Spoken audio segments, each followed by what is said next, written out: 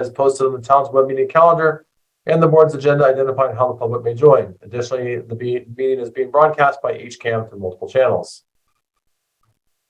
Please note this meeting is being recorded. All supporting materials that have been provided to members of this body are available on the town's website via the web meeting calendar, unless otherwise noted. The public is encouraged to follow along using the posted agenda unless I note otherwise. With regards to public comment, we will do our best to incorporate public comment into our hearings, but note that not every agenda item will feature public comment. For items with public comment, after members have spoken, the chair will afford public comment. Please use the raise your hand feature in Zoom or wave furiously at us. Begin with your name and address, and you will be afforded 3 minutes for your questions and comments, and ask that you do your best to conform to that.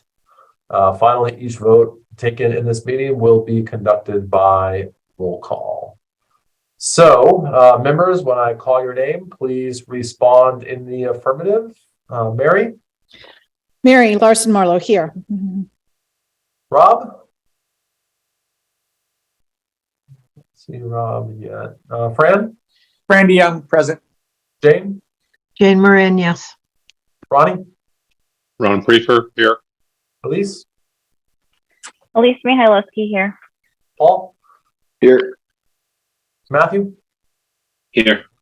And Gary is here as well. Staff, when I call your name, please respond to the affirmative. Mr. Gilsich? John Gilsich, present. And Ms. Pemberton? Stephanie Pemberton, present. And I don't think, is anyone from Beta? I see Stephen is on from Beta, which we'll get to in a little bit. All right, well, thanks everyone for joining us this evening. I'm just going to quickly walk through the agenda. And we have a relatively light administrative component today. Just want to talk as a group a little bit about breaking into subgroups and for our goals. We're going to continue public hearing we will be discussing an update from the trails.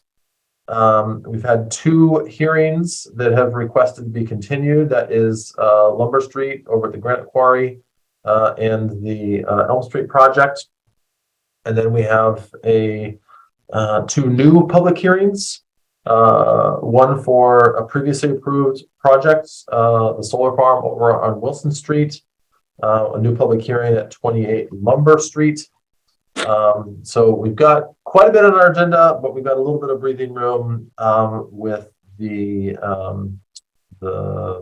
programs that plan to be continued. So I know sometimes we hold the administrative discussion till the end. In this case, given it's quick, I do want to see if we can close this out. If you recall, in our last meeting, we identified 3 working goals for 2023 for the planning board. The first being an action plan to help ensure that we do not fall below 10% on affordable housing. The second related to identifying a plan or strategy with regards to the MBTA community housing requirements. And then the third is to continue the work on pedestrian connectivity. And what I'd like to do is split into subgroups, and that just enables a little bit more efficient working of folks. Allows, all these things are things that are going to require some additional effort and time, but they're not things that we need all 9 of us to be discussing. So what I'm going to propose, at least for the first one, that we can go in a little bit of backwards order, but on the pedestrian connectivity piece, we already have an existing working group of myself and Jane and Matthew, and I'm going to propose that we continue as a working group there, if you guys are amenable to that. Yes. Great. Sounds good to me. Yeah. Thanks, Matthew. On the other 2, I'd like to split up the remaining members into some subgroups, and I think, if we think about the affordable housing requirement versus MBTA housing, I think there's likely maybe a little bit more urgency around the affordable housing piece, just given that as we creep closer to that 10% threshold. I also think that there's some existing work that Town Hall is doing with regards to some recommendations for the MBTA housing piece. So, I'm going to stop there for a second and see of the folks remaining if people have a preference as to which subgroup they would be participating in.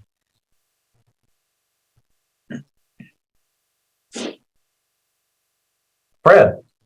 Gary, I'm happy to jump on.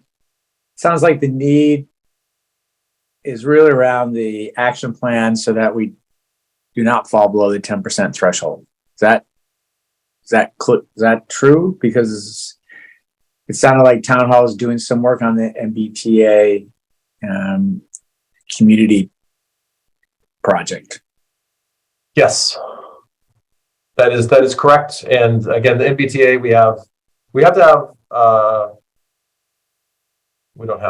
we need to have flushed out our strategy and plans by the end of 2024. So I think there's likely going to be some discussions with Zach in time. Sorry, John's raising his hand. Yes, John. So just to be clear, we actually have to have the zoning adopted by the end of 2024, not just a plan in place. Fair. Thank you. I guess I was just, yes. If we choose to adopt zoning, we need to have the zoning in place. If we were to choose not to adopt zoning and accommodate that, then the repercussions would kick in 2024. So just on that topic, Mr. Chair, would that then be something that this group would entertain along with Zach and other groups providing input, something that would be on the 2024 warrant? Yes, that's correct. You're kind of looking. So I think that's probably a better way to phrase the goal is that we need to have a proposal for annual town meeting in 2024. And which needs to be in place by the town as to whether we as a town vote to take that approach. Yeah. So I'm happy to participate in the action plan for not falling below 10%. Okay. Thanks, Fred. Any other volunteers? Ron has his hand up. Oh, sorry, Ron. I'll get to you in a second. Okay. Yeah, Rob? I can. I'm happy to join either. I think both are very important, but I do think the affordable housing issue might be more pressing. So I'm happy to join that. Okay, Ronnie. Yeah, I would be more inclined to be involved with the MBTA one. I feel that is, I take the MBTA all the time, so I think I have a perspective that I think is helpful there. Great. Paul, nice haircut.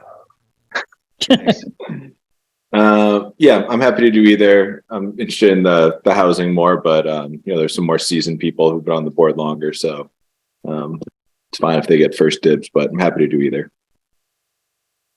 Okay, you're either one. Mary, do you have a? Elise has her hand raised. I'll let her go first. Elise, I'm sorry, Elise. Elise, do you have a preference? That's okay. I do not, but I was just going to remind you, I am on Zach. So if that helps make a choice where you would prefer me to go, I could have input in both sides. Good reminder. Let's put you on the MBTA community housing because I think that one is very likely going to have, it will have a Zach component to it. The other one might as well, but Well, in that case, you can put me on the other one because I'm also on Zach. And yeah, it does have, for affordable housing, at least some of the things that Zach is already planning to look at this year have some impact on potentially affordable housing. Great points, Mary. All right. Well, that wasn't too hard. So I've got on MBTA community housing, I've got Ronnie, Elise, and Paul. On affordability, requirements, Fran, Rob, and Mary. And then on pedestrian connectivity, I've got Gary, Jane, and Matt.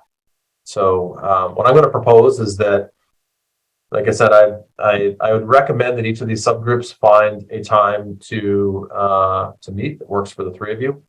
I think from past experience, it's worth assigning a leader for the subgroup, and you guys can figure out how to do that. And what I'd like to do is, if we have a report out, call it on a quarterly basis, or as needed if you have something relevant or meaningful. My expectation would be that the subgroups come to the broader planning board and use our administrative time as a means to update the planning board on activity and progress, or any decisions or guidance or input that are needed. Sound okay? All right. Thanks, everyone. All right. Well, let's move into our hearings. And we can, let's just go ahead and I'll entertain a motion to open the hearings for, well, I guess we're going to use the continuum to open all of our hearings tonight, including Wilson Street and Lumber Street. We'll go ahead and get them opened up, and then we can get into the trails. So moved. Mary Larson Marlin. Second, Ron Pfeffer. All right. So we no further discussion. Mary, how do you vote? Yes. Rob? Rob Benson, yes. Fran? Yes. Jane? Yes. Ron? Yes. Elise? Yes. Paul? Yes. Matthew? Yes. And Gary is a yes. All right. So I see Mr. Bemis is on, and thank you for turning your camera on. It's a good reminder to me. Feel like we've been, this has been on our agenda for some time now.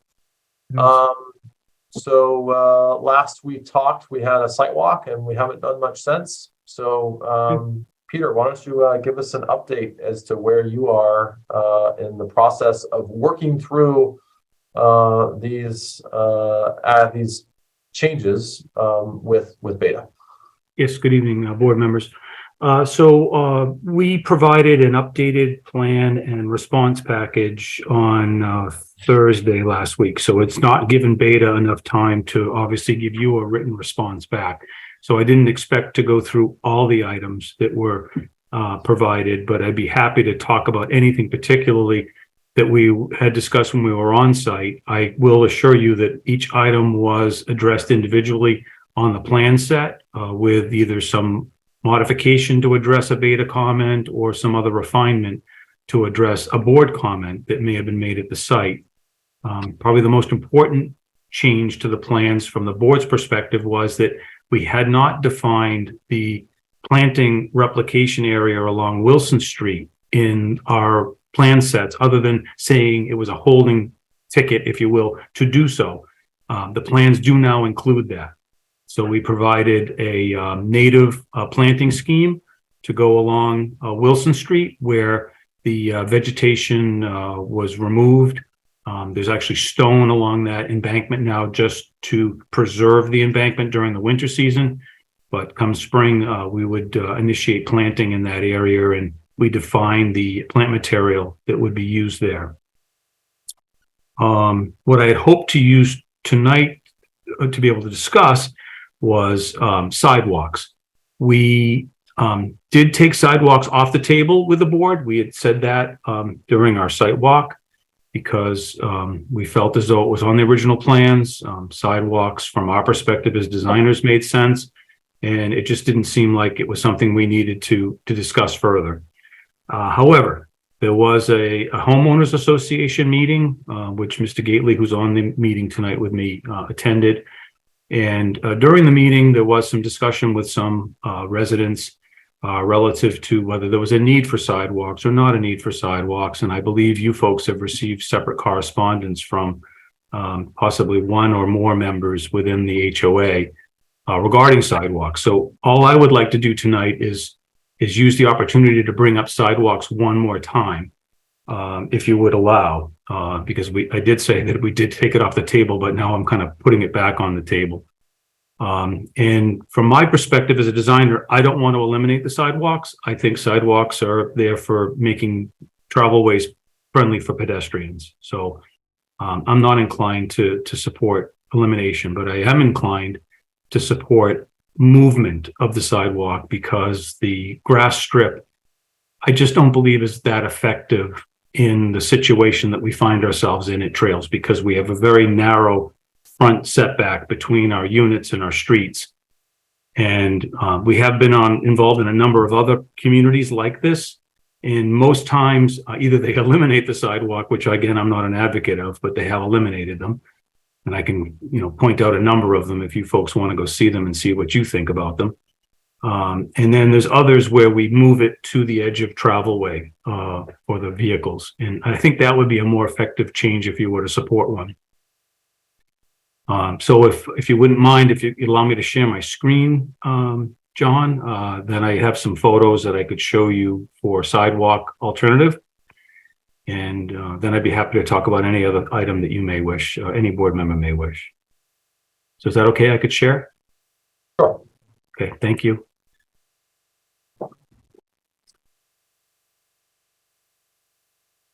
Okay, now did that come up and populate?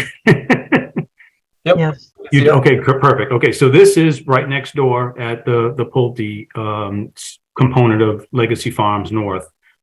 And you can see the grass plot there. And this is pretty much a typical, front area where the grass is not that well established because there's no irrigation to support it. And then there's obviously vehicles that are trampling it. But this was kind of one of the more typical sections. And then the next one is a highly trampled area. Again, because the curbing is not really separating it effectively. The third item is a project that's not obviously or it's not in Hopkinton. The obviously part isn't not accurate, but this is a similar project to Trails. This is a 55 and over project in Medway. It's a wider travel area for the pavement. So I like the Trails because it's narrow, so it doesn't invite higher travel speeds. But we have a upright asphalt curb along one edge with a sidewalk behind it. And then the grass plots. There were other sections in the project site. I just didn't bother to take pictures of those because unfortunately at this project, we're actually building the houses now. And most of the curbs have been destroyed because we're trying to build houses next to berms that were already installed and sidewalks already installed, and it just didn't provide a very good picture. But you can see here that by having an upright curb, you're not inviting vehicles to travel over the edge. So they would be respecting the edge of travelway, and you would have the sidewalk behind it. And there's just one other, I guess, or change that we could suggest is that because the curb, we have different molds that we can use for curbs, and we were going to use an 8 inch footprint curb. We could go to a 4.5 foot sidewalk behind it instead of 5, because it will still read like a 5 foot sidewalk when we're done. And it would allow us to have that much less impervious area if you were inclined to support this concept. So there's really just two alternatives. One is the grass plot, and one is not to have the grass plot. There are alternatives. We could go to a narrower grass plot. We did see that at the Legacy Farms South portion of the project. I'm not sure who the developer was for that section, but there are areas where the pavement to sidewalk was on the order of 12 to 18 inches. In some instances, there was no curbing. I know the south side of 135 is more of a sand and gravel. So they were using a lot of what we call low impact development techniques for controlling stormwater. We just don't have that luxury on the north side. The soils are much different where we are and wouldn't be conducive to that. So the first two slides are more the option if we're going to have a grass plot versus not having a grass plot. So Okay. I've spoke enough. Thank you very much for the opportunity, and I'd be happy to answer any questions. Thank you. So Peter, just to confirm, what you're looking for from guidance from us tonight is some input from the planning board with regards to whether or not the trails should have sidewalks. Well, I'm asking you to support moving the sidewalk back to the back of curb. It was on our original proposal to you. We pulled it off in the spirit of, it was on the original plans. We didn't want to have another issue with Beta, if you will, for a modification of a plan. I have spoke to Phil about this personally, just to say, could you support moving of the sidewalk? I think he's like me from a design perspective. I think we need sidewalks, so I don't want to eliminate them. But I also would like to make them more effective for my neighborhood. So I think that moving them to the edge of travel way would be better than the grass plot. And Phil probably would have a different opinion about that, but I think we both are saying sidewalks make sense here. Yeah. So how is it better to have it near the road again, just so I understand? As you can see here, we've got a defined travel way. We've got a defined curb that will prevent a vehicle from then, crossing onto the sidewalk. And then we have an elevated sidewalk that will protect the pedestrian and then provide a separate surface for them to walk on versus being in the travel way, which would happen if we eliminated it. So that's why I'm not going to advocate eliminating the sidewalks. I would advocate having a sidewalk in this configuration, and I'll go back, versus this configuration. I just don't feel like that helps, one, the aesthetic, two, the maintenance, and I just don't feel as though it's really protecting the pedestrian, because you can see vehicles are actually crossing that travel way. Yep, but that's also more a function of the Cape Cod berm versus the more upright Yes, berm. sir. No question. No question. But understand that. So, all right. So that's our. We'll wait on the other 9 items until next time. And I do want to. I know that some of the residents are on as well. So we'll get to them in a minute. But before we do, Ronnie has his hand raised. So Ronnie, go ahead. Hey, through the chair, just one quick comment. I think you used the word versus traditional berm. I think that's what you call the concrete edge. Is that correct there, firstly? This is the more of the vertical upright asphalt curb that you're familiar with. Yes, there's different profiles for it, but that's the upright.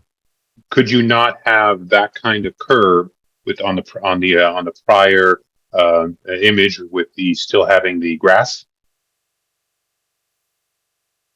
So this is set up for the low profile. If you're going to have a grass plot, this is typically the way you would do it. Is you'd have a Cape Cod, but this is called a modified Cape Cod, and then you have a grass plot to sidewalk. Yeah, but could you not have the vertical?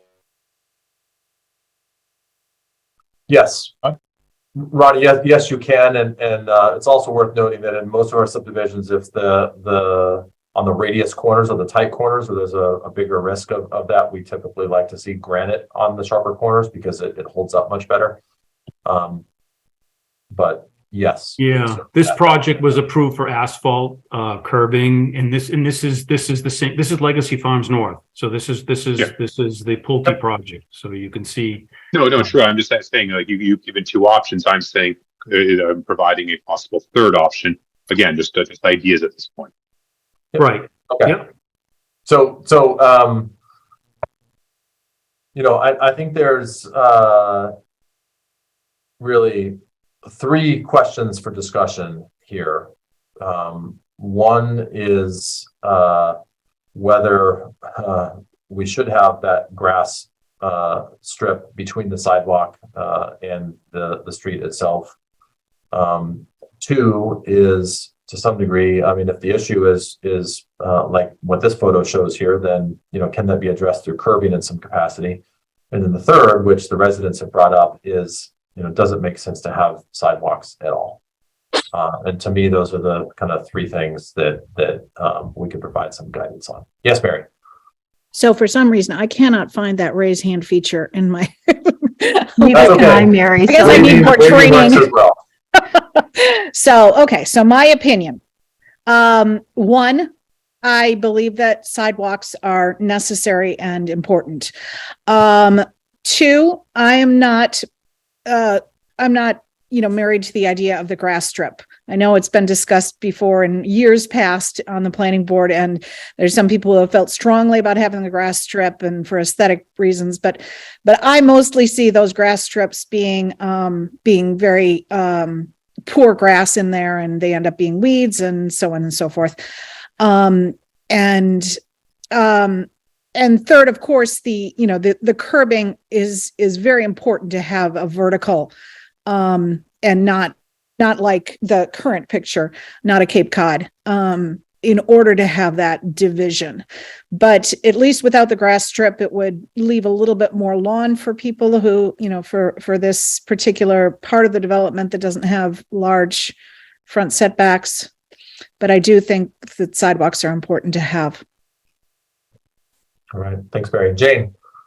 I agree with Mary. I believe the vertical upright would allow for the 4.5 versus the 5 and that would give the distance between the edge of the sidewalk to people's front windows a little bit more room. It is a tight area, and I think the back to the curb feature is better. It doesn't make sense to have a grass strip in this tight area. The other thing I would like to ask the developer is, I think originally this was supposed to be pervious asphalt so that there would be drainage underneath. I know you've spoke to the soils that aren't conducive, but in other areas, I know along the south, they actually had to dig up a couple of feet of soil that wasn't conducive and then put in a gravel type so that it was pervious. So especially with this area where the steep curves, and I would think that it would be help with the drainage and the stormwater. But I would like to hear more from the developer on that. Is that okay, Mr. Chairman, right now, or would you rather me wait? Well, it's relative to sidewalks, so. This is relevant. Okay, yes. Yeah, So we originally did propose a pervious sidewalk as a way of further mitigation when we originally made our submission to the board. However, having brought on another in-house engineer to support our efforts and in talking with Beta further, we just concluded that unfortunately Legacy Farms North, the underlying soils are just not conducive to that type of drainage condition. So even if we were to take soils away and put soils in, they're just going to become saturated because they're not going to leach below that layer. So we elected to eliminate that. So I would want to continue to eliminate it. It's going to create more of a problem than a benefit at the end of the day. I will tell you that the stormwater system has been sized for this. So by taking that 6 inches off, it does help because it's over 2,500 lineal feet. That's how much sidewalk we have in the development. And we would also, we've also done a lot of other what we call low impact development type improvements that didn't exist when this project started in its original approval. So between that and then these other changes, I think we're going to find a significantly improved drainage system for the project. But I would thank you for your support for the sidewalk, because I believe that would be the best alternative, is the upright curb and then the sidewalk right behind it and a narrower strip. Thank you. Okay, thank you. I really appreciate that. And I just want to emphasize that I think sidewalks are very, very important. Especially this is over 55. People want to get out. They want to walk their dogs. They don't want to walk in the mud. I think asphalt is important versus the stone dust. It's just neater and cleaner. So thank you. All right. I do want to, I'm sure that other folks on the board might have a position on this, but I do want to open it up really quickly to the public. I know we at least had one letter from residents requesting that sidewalks be removed, and I think it'd be helpful for us to hear from that perspective. So, are there any? Yes, John. I just want to say people are, one person was saying having questions in the chat, and those just go to me. So if you had questions in the chat, you may want to raise your hand now and bring those up to the board. All right, so is there anyone from the trails that wants to comment? And again, you can either use the raise your hand feature, which is in the it's in the reactions tab, or you can just turn on your camera and wave to us, and we're a small enough group we can do that as well. I see Nancy Kellogg. So Nancy, if you can start with your name and address, and then we'll try to keep it to 3 minutes. And John is just going to unmute you.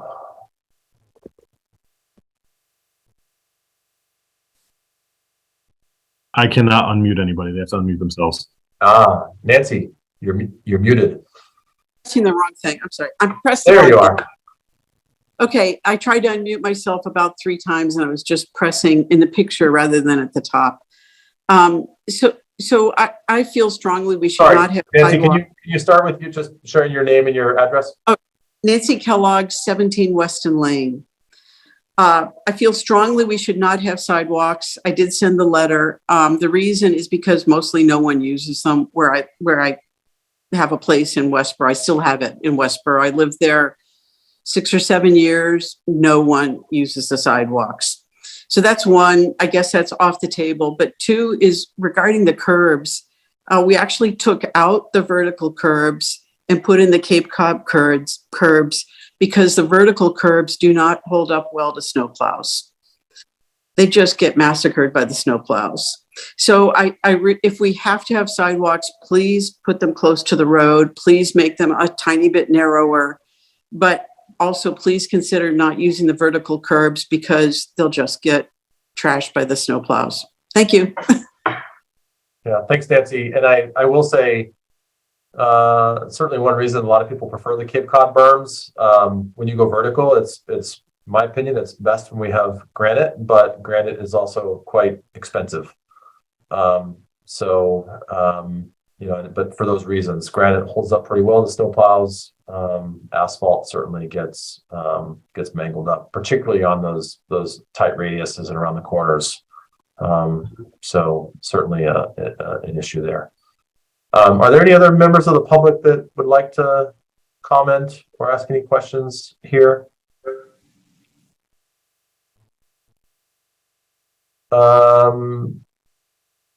Frank. It's Frank Deneke, 84 Weston Lane. My home is situated at the very end of Weston where it intersects with Bandon. And my house is unique in that it has road frontage all along the back and the side on Bandon, and then in the front on Weston. So I have a very, very long path that would be up against the road, and the sidewalk is planned to be on my side of the road. And so I would be very much in favor of not having the grass strip and having the sidewalks be up against the road. In the back of my house, there actually is a very narrow section where a wall was built, and we have some trees along the back. And I don't even think it would support an 8-foot wide sidewalk with the grass strip in that area. And I was told that they'd make, I guess, what they call site modifications based on whether or not the specific locations would support the 8-foot section versus the 4.5 or 5.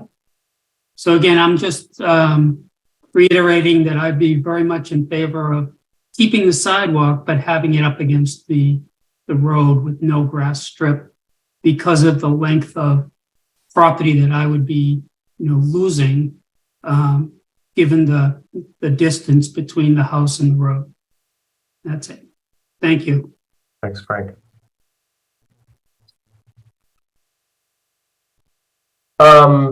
So other members of the planning board that haven't commented yet, do you, and again, I think that, we're not going to formally take a vote here. I guess we could, but for members we haven't heard from yet, you have a position on this? Fran? Yeah, Mr. Chairman, I am in favor with the general theme of no grass strip, having the sidewalk right up against the curb. I do think, well, maybe a little bit more expensive. I think the granite curbing is the way to go for longevity. You make the investment now. I think it's going to pay off in the longer term. I think it actually looks better too, to be honest with you. So I think that follows the general theme that I've heard from other planning board members as well as members of the public. All right, thanks, Brad. Paul? Yep, I think the no strip makes sense. I'm open to whatever people really decide on the type of curb. Kind of understand both sides, but okay with the grass strip being gone. Elise? I am always in favor of sidewalks, but I do believe, having seen the space, that it would be best against the road without the grass strip, because I think it is a tight area and that would be the best bet. All right, thanks, Elise. Rob? Yeah, so I think just to read from our zoning bylaws, basically says sidewalks shall be provided along the entire frontage of the subject property along existing public ways. And then it says the planning board may approve alternate provisions or waive requirements of the standard in situations where sidewalk construction or use is not feasible or practical. So I think in both situations, I think it's feasible and it's practical to have sidewalks here. So I don't know that according to our bylaw, we should remove that requirement. So I think sidewalks should stay. I do think aesthetically it looks better with the grass strip. But in general, I feel when there's a grass strip there, it's usually the homeowner that's maintaining that, just like they would their own yard. I don't know who's would maintain it in this situation, and I don't know. The association would maintain it. And if the so that's where it comes to. Somebody needs to maintain it. If the grass strips are going to exist, they can't look like a mud pit like that. And so I don't know what authority we have to make sure it is maintained. Like having something unsightly and really undesirable is not good. So if it looked good, I think it'd be better. But if we can't enforce it, I would just go with whatever the residents want. So I'll share my perspective, and I, for the most part, agree with Rob on this. I actually do like the grass strip, but I also know that they're rarely planted properly. There's usually a high degree of road fill that's, there's not sufficient topsoil or loam to enable grass to grow. They're not irrigated. In a development like this, there's not a lot of shade. So the reality of it is it's just really challenging to grow grass on that strip, given the way it's planted and the lack of irrigation. I think as I listen to folks from the board, it sounds like in general, among the planning board, there's a desire to keep sidewalks, but there is, sounds like, some preference to remove the grass strip.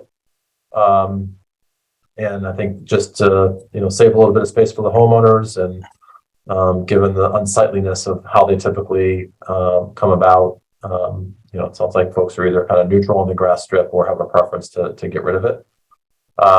To me, if I go back to our subdivision bylaws, which I know don't apply to this development because of how it's built, we typically have granite curbing on the radiuses that are tighter radius in a certain distance, and that's because those are the spaces that wear out the most. And then we allow for asphalt in the straight or the less curved ways.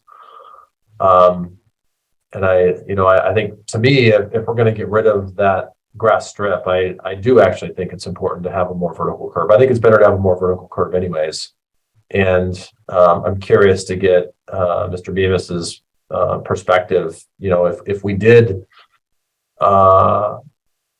if we did allow for the sidewalks to move to the street edge, and we did allow for a vertical curbing, would the applicant be willing to use granite on the radiuses to protect and provide some longevity to those curbing that takes the most wear and tear?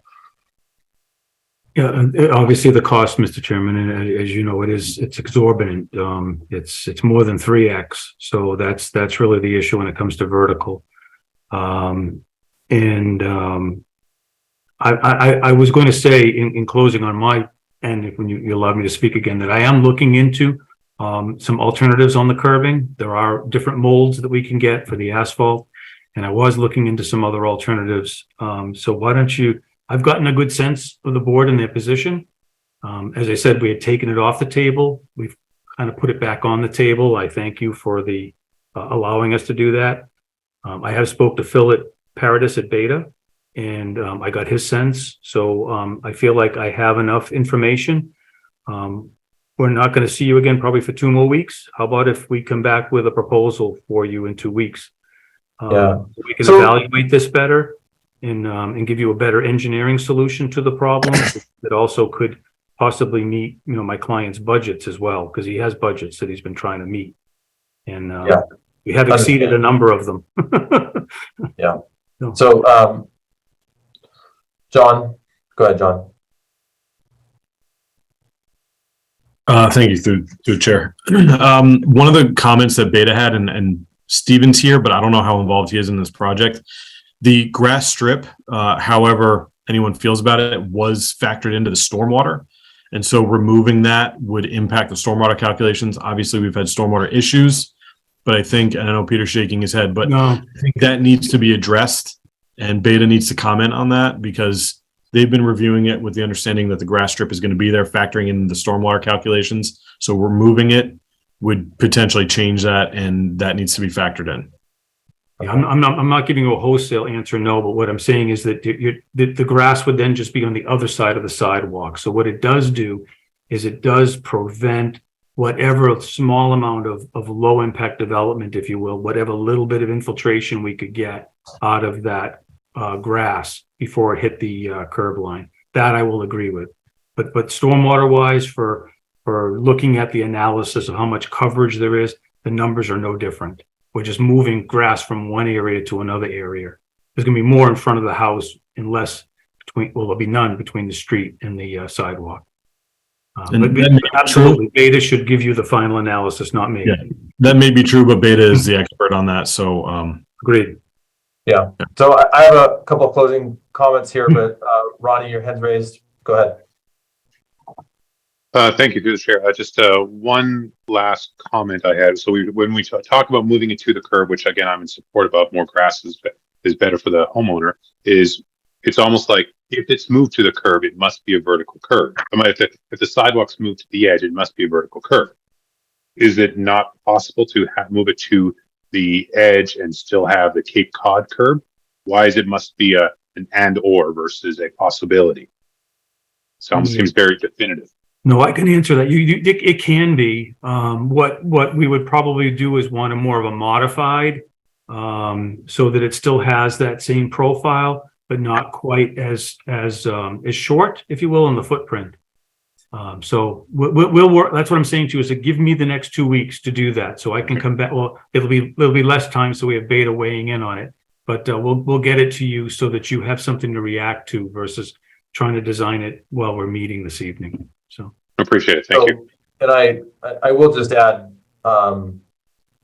certainly the grass strip provides a buffer for the pedestrians, which can be safer. A more vertical curbing provides an additional level of protection for pedestrians. With the Cape Cod going right to an asphalt sidewalk, it almost can start to feel like the road is just extended and got a little bit wider. So there's not the same level of protection. So we certainly see it in some cases, or to Peter's point, a modified Cape Cod berm, which is a little bit steeper. But it also we typically see that in straight sections. because there's less risk of, there's less risk than there is on the corners. So, Peter, I think so two things. Number one, whatever you come back with, I think I'm going to speak for the planning board here, but our objectives, number one, we like sidewalks because we think that it provides a level of safety for pedestrians, and we want to do everything we can to encourage people to get out and walk around. And while the street works in many ways, we also know that if sidewalks don't go in now, they're likely never going to go in, or it's really hard to get them in. So, but safety is paramount for us. The second thing I'd say is that we really want to make sure that we're approving changes or decisions that that long term provide really nice communities in Hopkinton. And so, that's where my concerns are with asphalt curving, particularly around the corners. We know it gets chewed up. We know it doesn't look great in a fairly short period of time. And so if you're going to come back to us with something, I want to make sure that it works now, and that it also works in 15 years when this community has been through a few seasons with snow plows and whatnot. The last thing I'd ask is, we've been kicking the can on this project for a while now. I'd really like to see you work with Beta and resolve the open questions they have before you come back to us. And I think that the project is far along. We've had enough discussion. I don't want to see this as a recurring basis on our agenda. We've been patient. We've been giving you time to work through it, but I'm starting to lose some patience here. There's been a lot of time, and I want to see all of this stuff flushed out next time you're before us. So I realize that there's always going to be some open discussion. There might be some decisions. There might be some differences of opinion. That's our role to flush that out. But the majority of this stuff should have been worked through with Beta before you are in front of us again. No problem. Agreed. All your points are agreed. So no problem. Thank you. Okay. So on that note, Peter, do you think you'll be through the remaining issues with Beta in the next 2 weeks? I really felt as though what we had provided would take care of that, Mr. Chairman. So we'll see. I hope that I'm before you in 2 weeks. But if for some reason there's an open item and to your point that it requires design work, then I will have taken care of it beforehand. Okay. All right. Thank you. So, John, I just looked, and maybe I didn't print out the last page here, but I don't see our next meeting date. And I don't think it's going to be on the 20th because that's a holiday. February 27th. The 27th. Okay. So, February 27th, March 6th, and March 20th are the next three. Okay. So on that note, I will entertain a motion to continue the public hearing for the trails to February 27th, 2023. So moved. So moved. Second, Matthew Ronca. All right. Assuming no further discussion, Mary, how do you vote? Yes. Rob? Rob Benson, yes. Fran? Yes. Jane? Yes. Ronnie? Yes. Elise? Yes. Paul? Yes. Matthew? Yes. And Gary is a yes. So thanks, Peter. Thank you. Yes, good evening. Hopefully we can get this wrapped up on the 27th. Yes, sir. Thank you. All right. The next one, 0 Lumber Street. They've requested a continuance to March 6th, 2023. So I'll entertain a motion to continue that public hearing until March 6th, 2023. Oh, John. So for this one, there's a deadline for the decision as well. And I think we asked for the decision to be extended to, let me pull it up. Through the chair. March 16th. Thank you, March Steph. 16th. Thanks. All right, so I'll entertain a motion to continue the public hearing for 0 Lumber Street to March 6th and the decision to March 16th. So moved. Mary Larson Marlowe. Second. Second, Ron Prefer. All right. Assuming no further discussion, Mary, how do you vote? Yes. Rob, Rob Benson, yes. Fran, Yes. Jane, Yes. Ron, Ron Prefer, yes. Elise, Yes. Paul, Yes. Matthew? Matthew, you're muted. Did we lose you? The video froze. Is it up to me? Yes. Yes.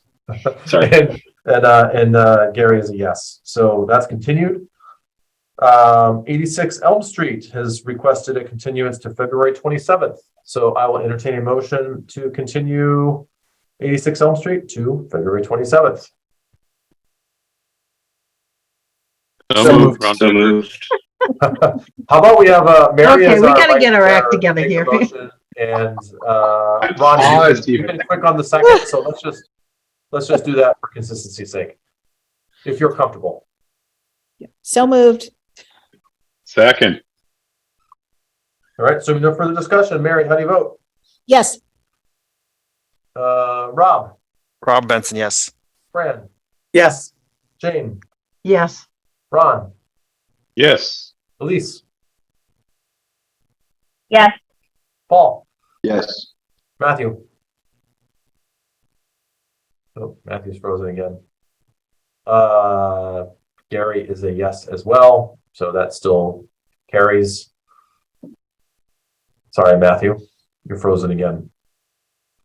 Okay.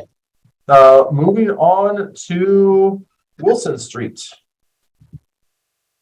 And I think just a show of hands, who is new to the board since the original special permit was approved for Wilson Street? Do you know when it was approved, Garrett? Through the chair, do you know when it was approved? 2019. 2019. Ron, Paul, Elise, Matthew is new. Matthew. Okay, About half. super helpful. And it looks like Chris is here. Yeah, I'm here. Hi, Chris. How you doing? Good. How are you? Good. All right. So,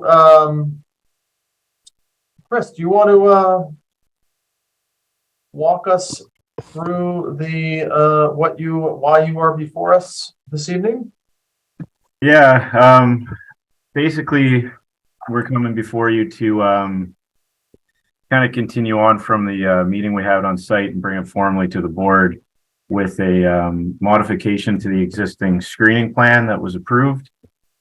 We had some discussions and planting issues on site as to how the plan was supposed to be done, what the actual plantings and where they were supposed to go, and we kind of jumped the gun, I guess, in how we planted discussions with the landowners before coming in front of the board to have the finalized plan done before we started construction on the screening plan. So we've made some modifications to the existing plan, looking at areas around the switchgear at the entrance to Wilson Street, looking at the northern section and areas around Ed's property. And we had some modifications that we discussed on site around Tom's property with some of the areas that were touched in the 75-foot buffer area that we walked there. So I just want to take a look at that plan and see if this is something that we can agree on. But more importantly, I think we need to start looking at, the individual sections and getting a sense of, what we can actually do to accommodate, what the landowners' issues are, and to make sure that we're, providing the best optimal screening for those abutters. Like I had mentioned, the original plan really, it didn't provide a lot of detail as into, if I take the northern section an example, it didn't provide a lot of details into how to plant the trees or where to plant the trees, right? There were 64 large species of trees that were needed to be planted. The remaining number are all shrubs, small little bush shrubs that really don't provide any screening. So, you know, during construction, when we had talked to landowners, we looked at how to optimize, you know, the screening with those larger trees. And I think we all discussed on site about the berm we had done, you know, not as what was on plan, but, you know, something that we thought would help optimize the screening. So I think we decided to come back with a second shot to provide more larger trees to kind of screen the battery storage units on the northern section, and provide some of the spaces in which Ed had mentioned to us that he could still see some of the array, and that we were going to fill those in with larger trees. So I think maybe, I mean, this will probably be a detailed conversation to all the different areas, but I think it might be in the best interest to start at each section and kind of go through the plan itself, and then maybe have a discussion on that and see if we can get to some form of agreements on each of the sections so that we could start implementing some of these changes. I don't know what your feedback would be, Gary, on that. Yeah. So Chris, do you have an itemized list of exactly what has changed from the original approved special permit? Well, I don't actually have like a broken down itemized list. I think we had submitted something that just had a number of trees. But we didn't really make a list that said, okay, you're supposed to have, you know, 20 of these shrubs or this type of tree, right? We didn't really break that down in that sense. Yeah, and don't get me wrong, and I applaud you for taking the right approach here and coming back with an amended site plan. You know, I think as a board, we certainly look at what was originally committed to, and we recognize that there are times where things need to be changed. And so I don't think that we are inherently opposed to making changes. But at the same time, we want to make sure that we understand what those changes are. And we also want to make sure that what we're reviewing still complies with the intent of the bylaws. And in this situation, as you just pointed out, that really comes down to,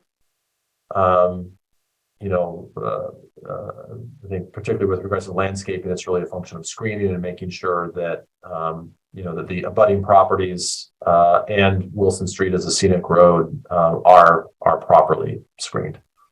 So yeah, I think your approach of going through it, you know, I part of me says maybe what we do is you know, we go through screening from Wilson Street, we go through, and then we go through screening from the abutting properties. And maybe that's kind of an easy way to chunk this out and make sure that what you have proposed is going to meet the expectations of the planning board.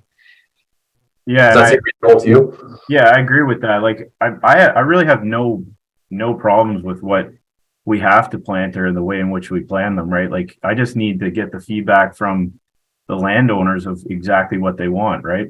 Which was the first step that we took, and there needs to be more that we have to plant.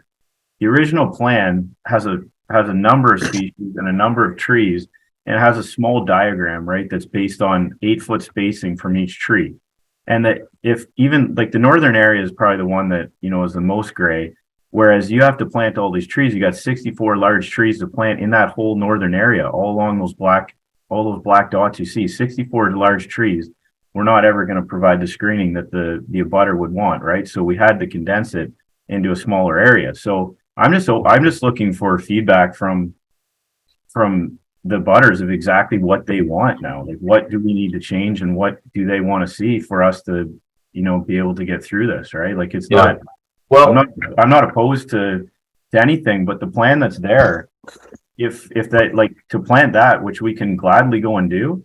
But there's not really any direction on the drawings if you look at that, how to plant them. Yeah, so you're in luck because both of the abutters have been very specific as far as what they'd like. So I don't think they've been very good at detailing out what they're looking for. So I'm not even sure you need the planning board to help drive that process because they've been so explicit in what they're looking for. So let's do this. You know, as you know, we have a public hearing outline that we're gonna go through. I think realistically for tonight, I think to me, I want to get the staff report from John. I do think we're going to want to schedule a site walk. I know for me, it's really hard to have a conversation about screening without seeing it. And given that we have a number of new members of the board that were not here previously, I think it's worth doing that.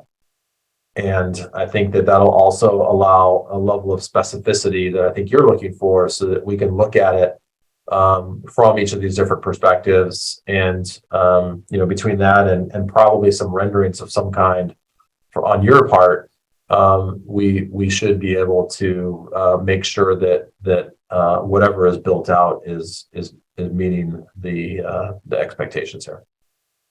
Okay, yeah, that sounds fine to me. Yes. Makes sense? Yep. To the chair, Yes, Mary.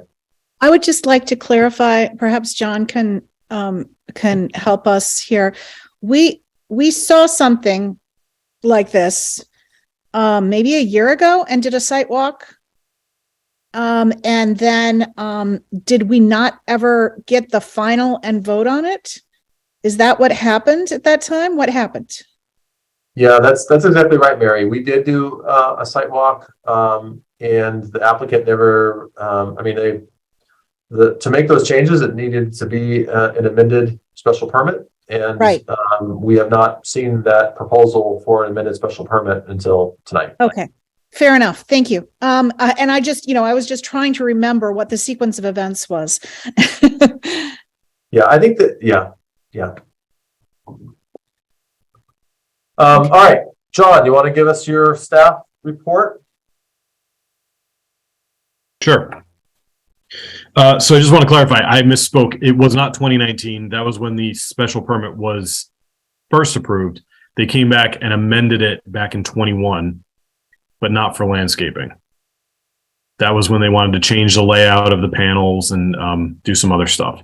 So I don't know if that changes anything of who was here for that, but they did come before the board in 21.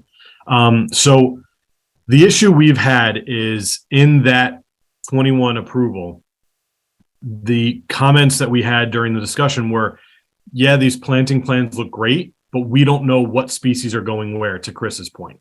And that's the applicant's responsibility to figure out how those things are going to be planted if that's what they're proposing. They promised, and we put in the conditions, that before any plantings were done, they would have to come back to me to review the plan before they planted them to see what was changed.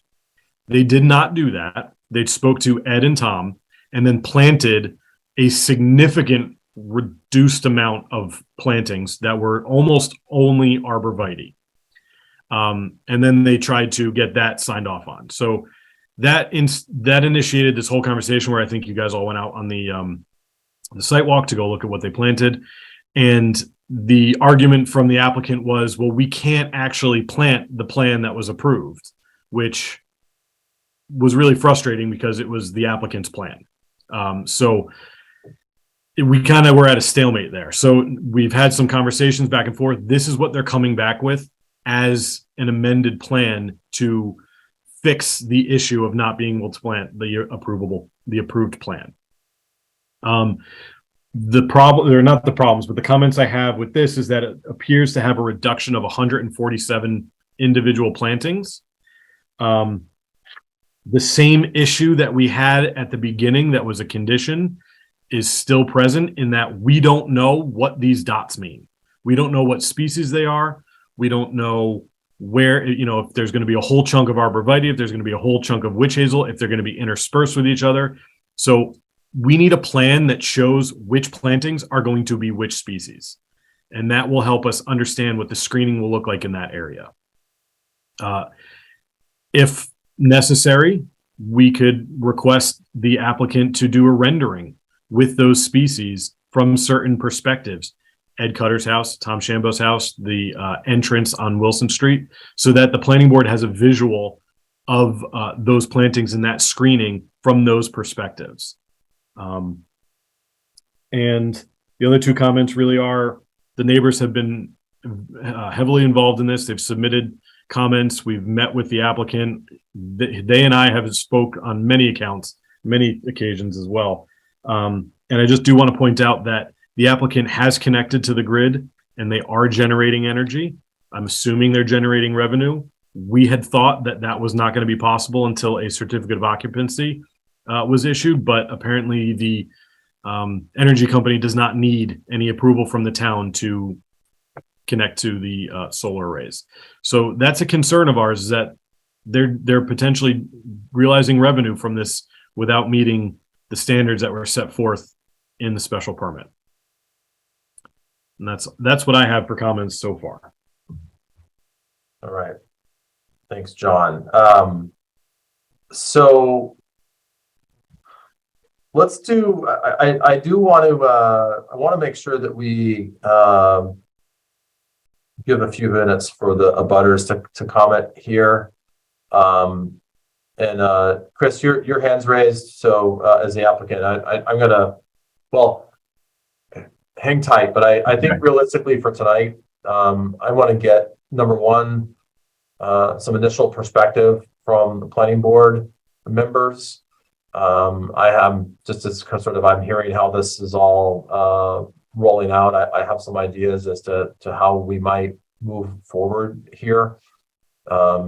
Two, if we're going to do a site walk, I definitely want to get that scheduled, and we'll talk about that as a board. Three, I do want to make sure that we hear comments from our abutters who have been, again, very organized and thoughtful and specific in their comments. So I think realistically, that's kind of where I'd like to get through tonight. So Chris, did you, before I move on to the planning board, did you have further comments? Yeah, I was just kind of going to comment on John's comments there, just about, you know, the plantings and kind of what there was. And yeah, I definitely agree, and, you know, have been in agreement with the reduction of number of trees. But as far as going through the list of what's large and what's not, there's a significant number of those which are small shrubs that are not that have not been planted. Right, we didn't plant the small shrubs, which make up you know, probably on the northern side, which make up 75% of that, if not more, right? That tree number. So, but yeah, so that's kind of what the list was there. There's 64 large trees, which were the blue spruce, the white spruce, and the mixture. The remaining number of those were all shrubs up there. So, all right, Ed, are you able to mute yourself? We will get to you, but we hear you right now. So if you could mute yourself. Just I'm sorry. You can hear me? Yes, but we're not gonna take public comment quite yet. We'll get to you tonight. I won't talk. Thank you. Okay. And Chris, just going back to that point, that's where I think for us, we want to make sure that again, if we're moving things, if we need to change species, all things we're open to. And you know, to your point, if you're planting fewer things that are much larger, that are more effective at screening, that's okay. But I want to continue to reemphasize that the onus is on you to help show us how this amended plan is better than what was previously proposed. Yeah, so that's my expectation, and that's up to you. And you know, to John's point, you know, through renderings or through changes or comparison or by zone, you know, we're not the design group here. And we our expectation is that you can effectively explain to us why what you're proposing is better than what was previously approved. Yeah, I understand. Thank you. All right, Ronnie, your hand is raised. You're patiently waiting. Go ahead. Yeah, so it's a two-part question through the chair. Firstly, John, this is first to John. You weren't there at the site walk, but I do recall we were informed at that point that the applicant would not be allowed to plug into the grid until after all conditions had been met. I'm just curious, was that at some meeting that I missed where we were informed that was not the case, or because that's brand new news to me.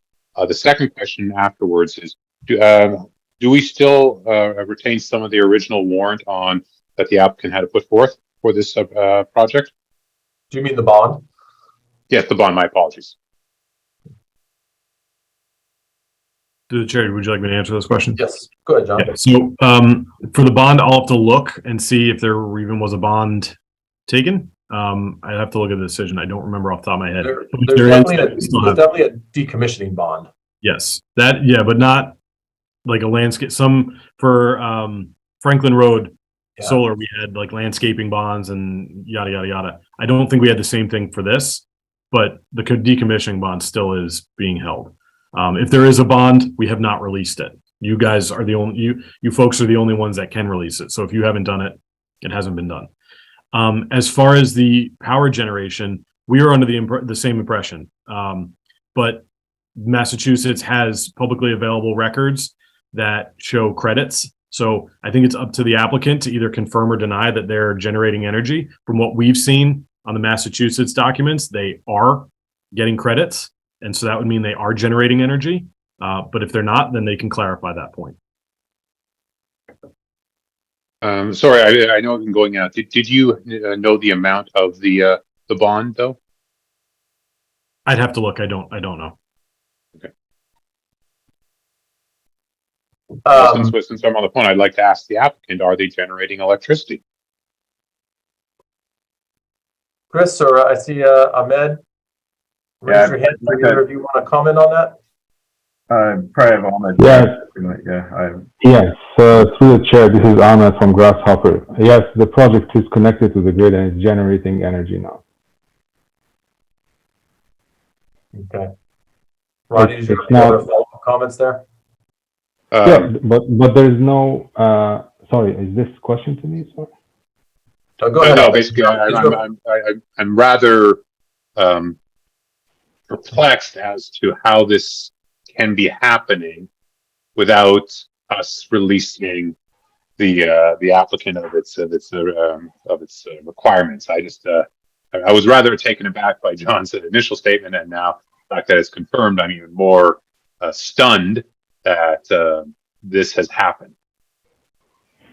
Yeah, because the program does not require a certificate of occupancy for the project to start generating. What it requires is a certificate of completion, a mechanical completion, which we had a very long time ago, which basically says that the project is mechanically built and safe to generate electricity to the grid. As for our obligations, the town, I think, other than the decommissioning bond, there is, I'm pretty sure that there was other bonds. I don't have them off the top of my head as well as Mr. Galsich, but we can look into that. But in any case, we are committed to completing all our obligations, including the visual screening. And just one comment about what was approved and what is proposed now. What was approved was, and this is a side note, it was approved, the project was proposed by a company called PGA. We acquired the project and inherited this landscaping. I know in front of you, we are, like, the applicant is the applicant, but it wasn't a practical plan. So we, like, regardless of what happened in the past, we want to provide a proposal that serves the purpose, to provide the screening for the abutters. So I'm okay, and I agree, and I encourage the site visit, because this would provide the best visual for everyone to see what the new plan would provide, and we can modify the plan to better show what will be planted where. Yeah. So I just want to go back, and I think all of us were a little surprised when we read the meeting packet and saw that they have in fact connected and are generating power. And I think we were all surprised that they could do that without a CO. I will say it's worth noting that there is still action that the planning board can take. We do have the authority to revoke the special permit. and initiate a decommissioning of the site because it does not comply with the special permit. So there is still some course of action. This isn't something that we're just stuck with what they've already done. At the same time, I want to make sure that we're clear that the applicant is following the correct pathway here with an amended special permit to address the screening shortcomings. So, and John, correct me if I misspoken here, but that's my take on this. Certainly it's been a challenging, frustrating process to date on the screening. I think we've all been pretty clear as to what our expectations are, and the reality of it is that it hasn't been built or it hasn't been planted or built yet. And the applicant continues to ask for more input and updates. That's given, and then it's not done. So I am frustrated by this, as I'm sure many other people are. But that being said, an amended special permit is the right pathway forward, and that is the pathway that the applicant is taking. So, John, you had your hand raised. Yes, thank you. I just want to clarify again. I feel like a broken record because I've said this like probably 15 times. The applicant did inherit this project from a different developer. However, they brought the exact same landscaping plan for their amendment in 2021. We had very detailed discussions in the board meetings about the plantings. They assured us that that can be done. So I don't think it's fair for the applicant to say that it is a previous developer's responsibility for designing that plan, because it was submitted on behalf of the applicant by the applicant. So I'm glad that they're moving forward through this path, but I just want to clarify that. Yeah. Mary, go ahead. Okay, so I just want to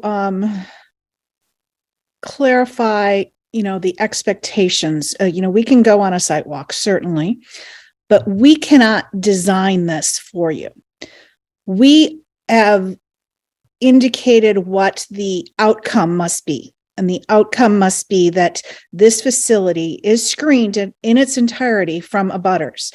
That includes the two abutters who are here tonight, as well as the street of Wilson Street, that the gate would not be visible, that some of the boxes, battery, connection boxes and things like that would not be visible from the street because it is a scenic road, and from the abutters across the street. And the original landscaping plan was proposed and approved from that standpoint, but the original developer also understood that if it needed to be modified in order to ensure that the screening was there, then the screening was effective, that it would be. And this is still the case. This is like, we're not going to go to a site walk and say, okay, this is what you're going to need to plant.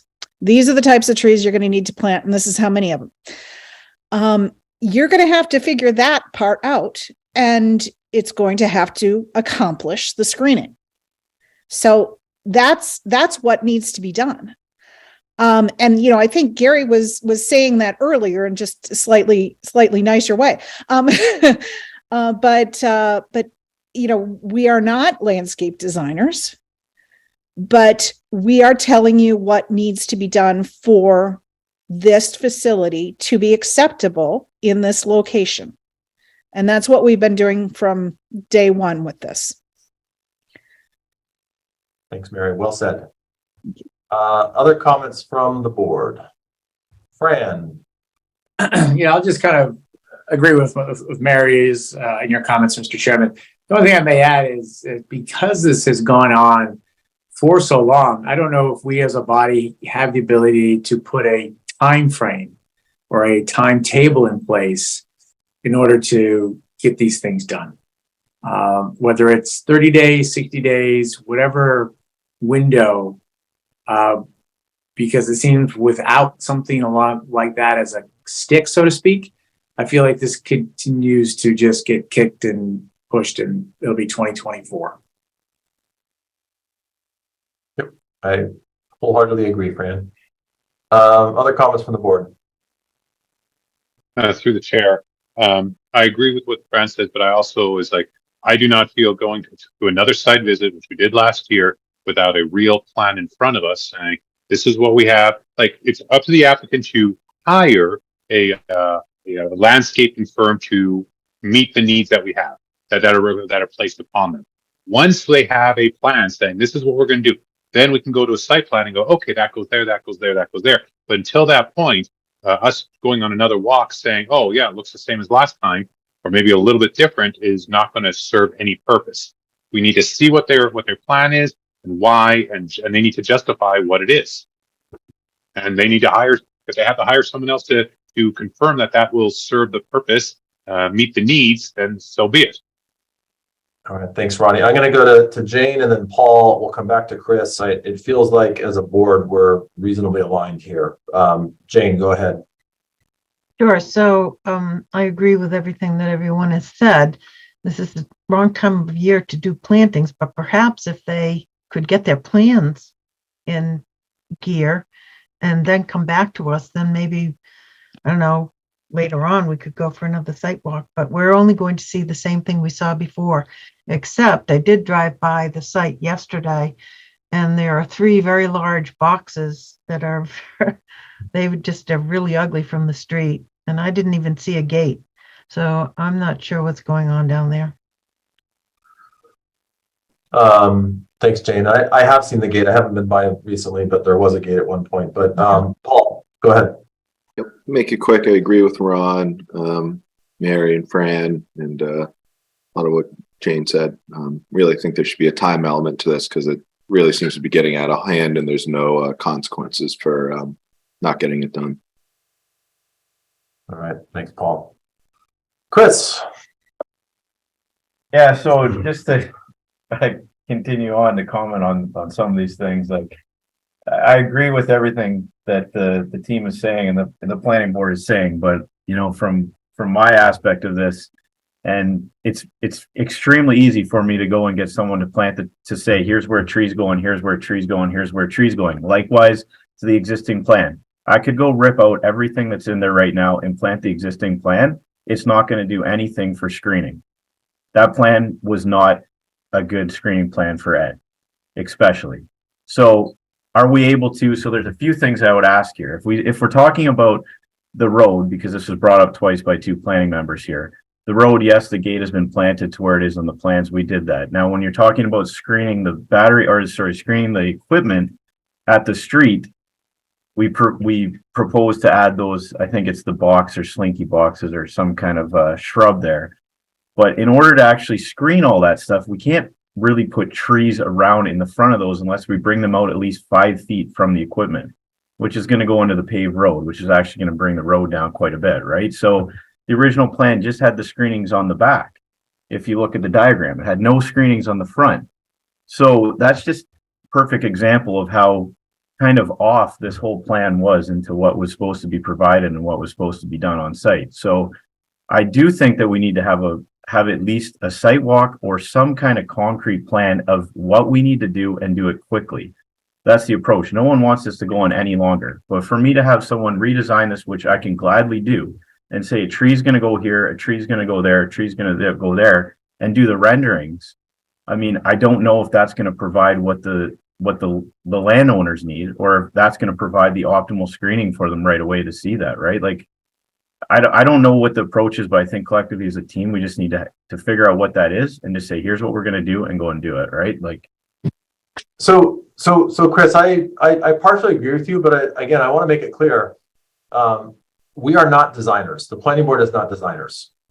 And I think maybe it's worth just me outlining my expectations of how you guys move forward here.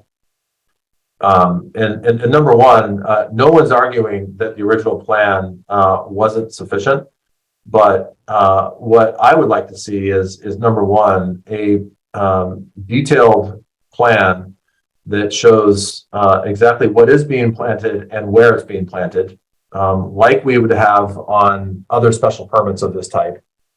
That's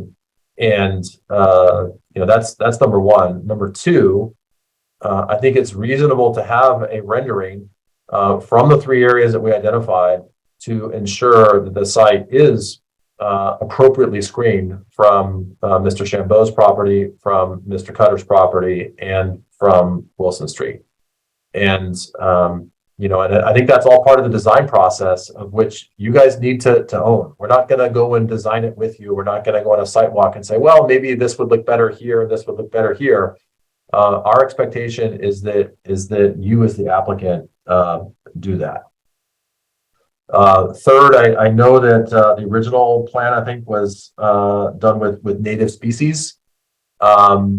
And I think it's important, and I want to make sure that what you are proposing and what you're planting are native species. I remember this on this application, we talked a lot about that.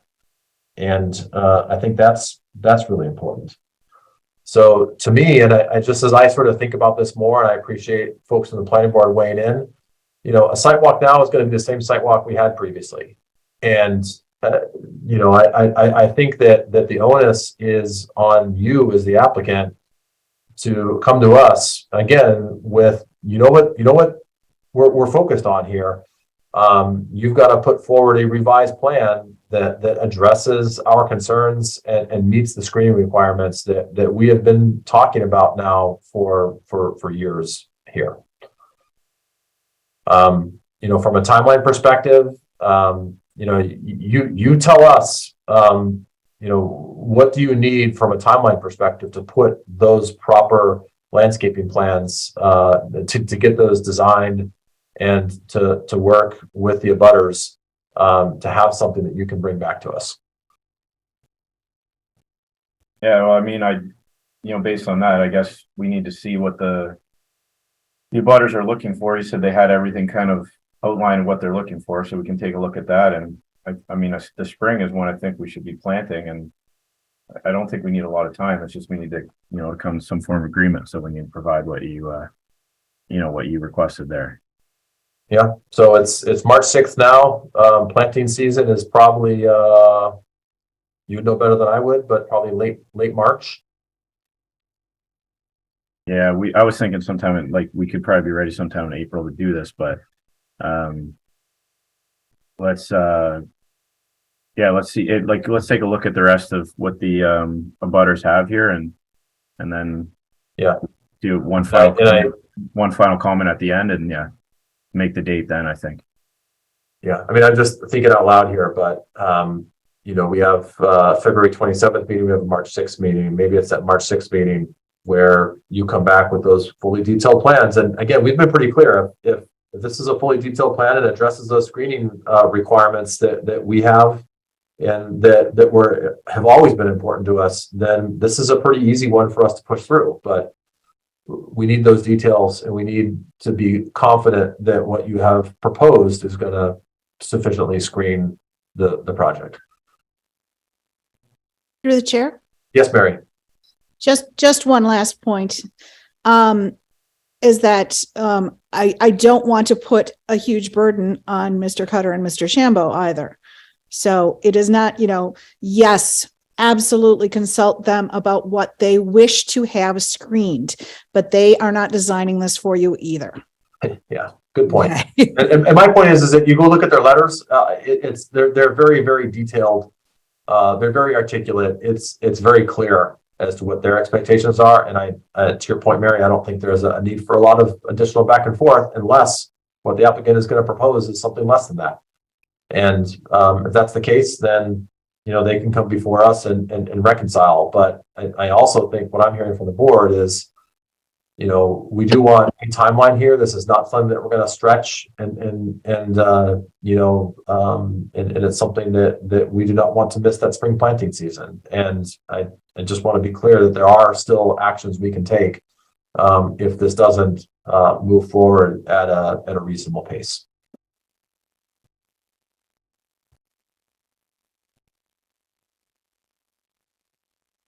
All right, let's take a moment and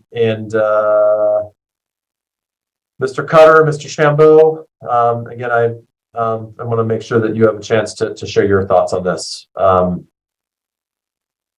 Chambeau, you're unmuted first, so the floor is yours. I do ask that you try to keep this to 3 minutes as we do for all public comments. But go ahead. Your name and address. Thank you for the opportunity. My name is Tom Shambo. I live at 15 Wilson Street. Been in town 31 years this month. This month's my anniversary. So, look, I want to point out a few things that were not discussed today. I think the board, I thank you for what you've done and the conversation that you've had in supporting, the proper screening of this project. So that's the planting. But in June, there was a list of 7 or 8 or 9 things that came from the site walk, and many of them are not addressed on this updated application. So I don't know if they plan on having a second application or a third application or a fourth application update. But for instance, the pipes that are on the ground and were covered by 1.5 feet or so of dirt, I sent in some pictures of that dirt starting to be washed away. What are we going to do there? What are we going to do about that? Maybe stormwater needs to be brought in, for that, to take a look at that. That was not part of the original design. Wasn't what was inherited by Atlantic Design. It was put in because they couldn't get, the stuff underground. So they put it on top and covered it with some dirt. Boulders in the buffer zone. I had Mike Shepard from zoning go out and take a look at it. I don't know if you all saw that email from Mike and his pictures, but the reason there was not a significant number of plantings shielding my property from the back is because the 75-foot buffer zone was enforced, but yet there's a bunch of boulders that are, in that buffer zone, whether it be along the side or in the back, that have, that are preventing, first of all, they shouldn't have been there. And secondly, they're preventing other species from growing up. And then thirdly, there were a number of trees that were cut in the buffer zone. I sent some pictures showing some of the, the stumps to that.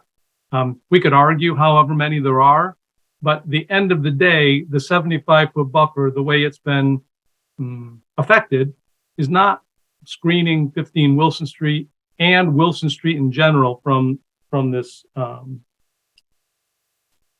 project. So I just wanted to point out those other things that had not been discussed here. Maybe you knew them, maybe you didn't, but that's all I have. Thank you. All right. Thanks, Tom. And I do appreciate, I know reading your letter, that's all in there. And those are certainly on my radar as well. You also didn't mention the cloth on the fencing, which is in your letter, but that's on my radar as well. So thank you. Mr. Cutter.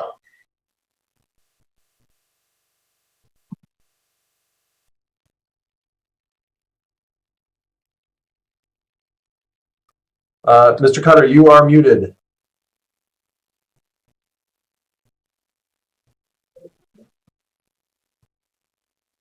How's this? There we go. Now we can, if you can, just a reminder, start with your name and address, and then. Thank you very much. My name is Edward Cutter. I have lived with my wife Selma since 2000 here at 21 Wilson Street. I very much appreciate the concern that the board has shown so far in the discussion of various issues. I'll try to be really quick. Chris, at some point, a short while ago, said that he would, if he could make things a way to make it better, he would do it. I suggest, and I ask for the board's consideration of there being some serious screening provided off of the array west of and bordering the Shambo property at 15 Wilson Street. Not only would this provide relief to the Shambo property from a wide open, close exposure to a sea of panels, but it also would soften the view from the street. That issue never got, I thought, fully handled, but I would appreciate it if people would give that consideration. Right now, there are no trees planted along that way. It was good to hear that others were also concerned about the fact that the solar farm has commenced operations, notwithstanding that there are lots of non-compliance issues and work yet to be completed, and that there's been no certificate of occupancy. This seemed totally out of balance. I thought it set a very bad precedent. An applicant could conclude that it could disregard the conditions of the permit, or at least delay its response without adverse consequences. I am very much reassured that board members have seen this issue in a similar fashion to the way I did. Perhaps Eversource has got its own standard, but that isn't the standard that Hopkinton itself has to comply with. If you give somebody a privilege subject to conditions, the privilege is put in doubt if they don't perform the conditions.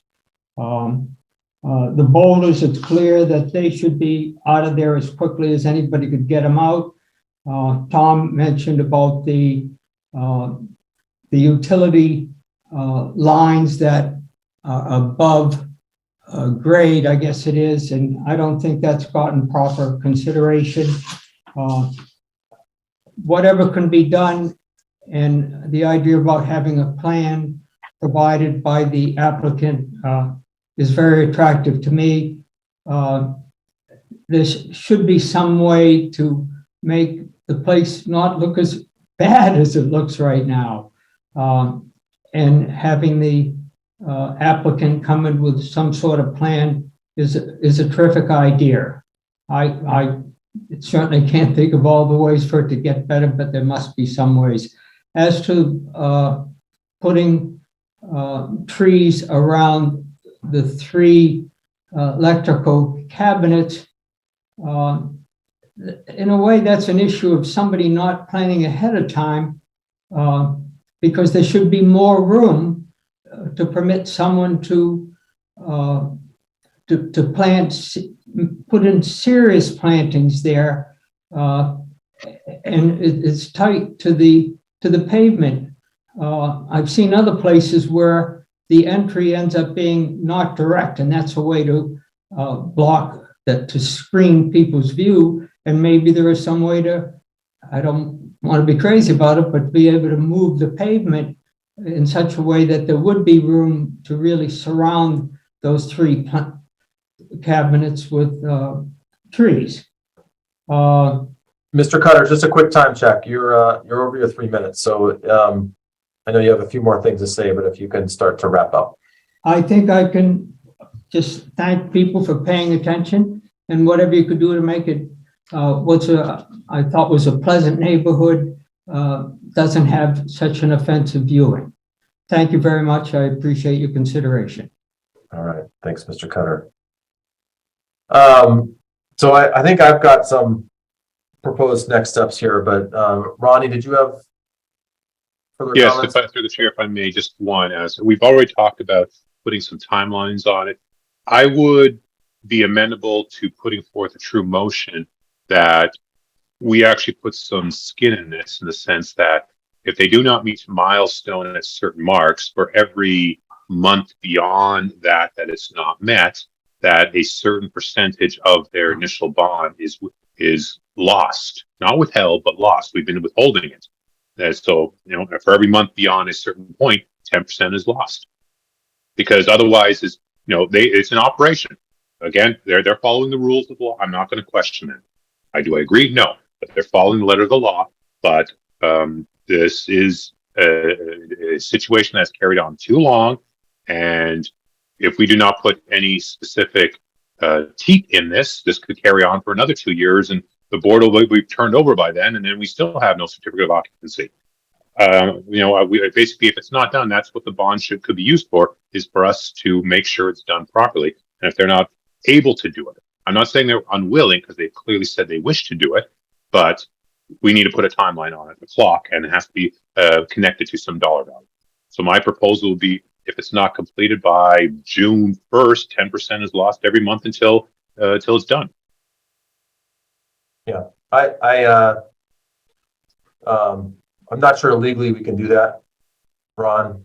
To me and John, correct me if I'm wrong, but I think our primary course of action here is if they're not complying with the special permit, either the original one or an amended one, then what we can do is we can revoke the special permit.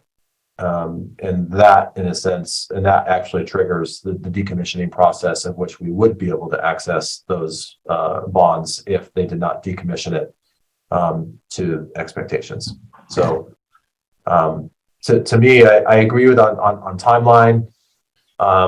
what I was going to propose, and I'd love to say that we've had this wrapped up on March 6th and that they're planted by a certain date. I think that what I was going to propose is that we continue this, and I want to get the planning board's reaction to this, that we continue this to March 6th, that we ask that they come back with a detailed landscaping plan that includes location and species, native species for all plantings, that they include renderings from the 3 areas that we have specified, and that they address the other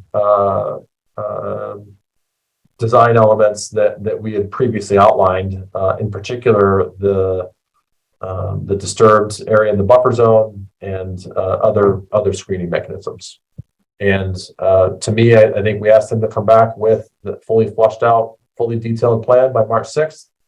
And if we are not satisfied with the progress they've made, then I think that's when we begin having some conversation about other actions we might take. But I want to also acknowledge that there are things that come up. There are other considerations. There could be some minor tweaks in there. So I'm a little cautious about putting a firm stake in the sand here, but I also want to make sure it's clear that we expect this to move quickly. We've been talking about the need for this to be redesigned for years now. We've been very specific about what we've been asking for, and it hasn't been delivered. And I think now that the site is activated, I think we're all losing patience. So, folks on the board, does that seem like a reasonable course of action moving forward? I see thumbs up. To our applicant, is that reasonable and clear to you? Yes, that is. Okay. Paul, that was a thumbs up. Sorry, not a hand raised. Okay. So I think, Mary, go ahead, Mary. Yeah, I just wanted to add something to what you had already said, and I'd like to advise the applicant to carefully go through the emails from the abutters. Even though we didn't talk about every single item in here tonight, we have talked about it in the past. And I would expect that your plan will address all of those items. Thanks. Okay. So on that note, I'm going to entertain a motion to continue this hearing to March 6th, 2023. So moved. Mary Larson Marlowe. Second, Ron Pfeiffer. Right, any further discussion? Seeing none, Mary, how do you vote? Yes. Rob? Rob Benson, yes. Fran? Yes. Jane? Yes. Ron? Yes. Elise? Yes. Paul? Yes. Matthew? Yes. And Gary is a yes as well. So Chris and possibly Ahmed will see you on March 6th, and we look forward to reviewing some really well thought out landscaping plans that screen as intended, and with the renderings to show us what that looks like. So thank you. Thank you. All right. Our last public hearing tonight, 28 Lumber Street. So do we have our applicants on the call? George Connors for the applicant. Oh, hello, Mr. Connors. Hi, how are you? Good. How about yourself? Getting older every day. That's true for all of us. At my age. All right. Well, I know that we're still in well, I guess we're about to kick this off, but I think for tonight, I'd love to have you go through the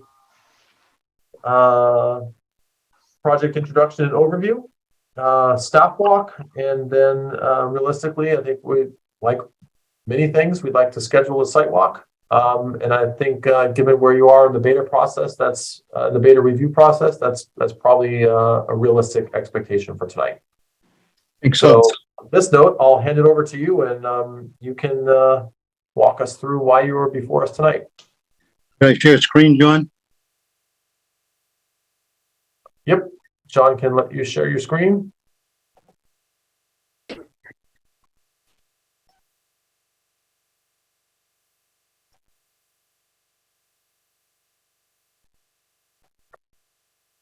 We can see your Zoom window.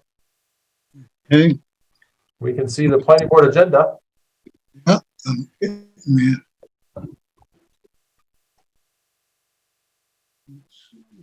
All right. Size. Get this over here. All right, so we have a site at 28 Lumber Street, which is right here. You can see the main. You hear me? Yes, we can hear you. Would it be Main possible to zoom in more on the picture?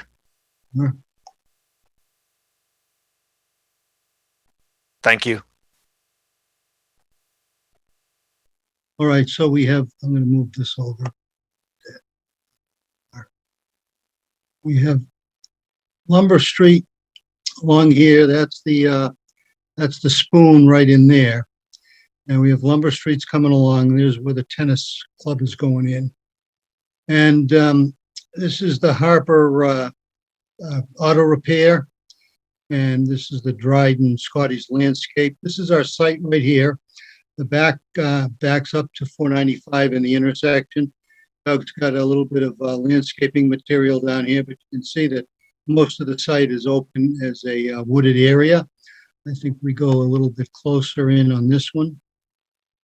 And again, we have Lumber Street here in a different orientation. Mr. Harper's over here, and this is the landscape.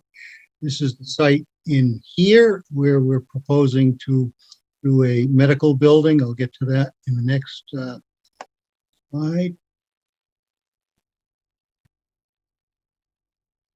I'm going to reduce this just a little though. So we have Lumber Street out here. This is our site.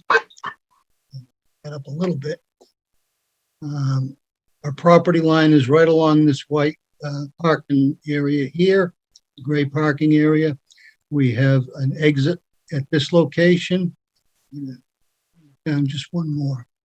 And an entrance on this location. We take up literally the entire frontage. We set a 5,000 square foot footprint building back at the setback of a little over 60 feet. In the front of the site, we're putting our leach field for septic system. There's about a 5 or 6 foot drop from the road into the property. It kind of levels off as it goes back. I'm going to slide it over a bit. In the back of the site, actually the middle of the site, there's a large wetland complex that had been excavated out as part of the material used to build 495. The entire area, and this site here is gravel, sand and gravel. Our septic system design has been submitted as a prototype to the Board of Health, and Brian has looked at that and sent back some comments that looks adequate. It's about 1,500 gallons a day for this particular building. We are entering on the far side of the curve, as you may remember it from the smaller diagram, coming in, and we're looking around and we're going back out. There was a swept plan for the fire truck to get through that was submitted. We have 38 parking spaces for the site, a drop-off lane in front of the building for as a medical building. And we have a bit of a slope going back here. Internal drainage, we are collecting all of our new pavement and roof drainage and infiltrating it in this particular area here, again into the sand and gravel. There is a little bit of drainage that is extraneous to our site. It comes off of the road, and we're carrying it through and picking it up on Scotty's Landscape with an inlet, and that goes down into an area where We're going to have some wetland replication both here and on the north side of the property. The original wetland comes out like this, so we have a conservation issue we have to deal with. Those plans are going to be filed within the next week or two. I heard from the wetlands consultant today that they're ready to go. And the stormwater system gets rid of all the necessary TSS before it gets infiltrated. It has an overflow into this wetland area. We did an ANORAD in that a couple of years ago and determined that it was not a vernal pool. Quite discussion over that. We're proposing about 4,000 square feet of wetland fill in this area, and then we're replicating it at a scale of 1.5 to 1. Down here and along here, we've been in contact with the engineers for Harper over here. There's a plan coming in for that property there to expand their facility, and we're coordinating that particular design with ours and grading along this particular line. Mr. Wolf has already been in contact with him and with Scott Landscaping to the south of the site. Make sure everything is going to be satisfactory to them. He's on the call tonight. He can give you some kind of information on that. We had asked that the traffic analysis at the light, because it's so new, not be required. You can consider that in your deliberations over the next few weeks until we do our site walk down there. We've given you traffic generation for the property based on the medical uses, and I think Beta had agreed that those are accurate. I'm happy to answer any questions or comments at this stage.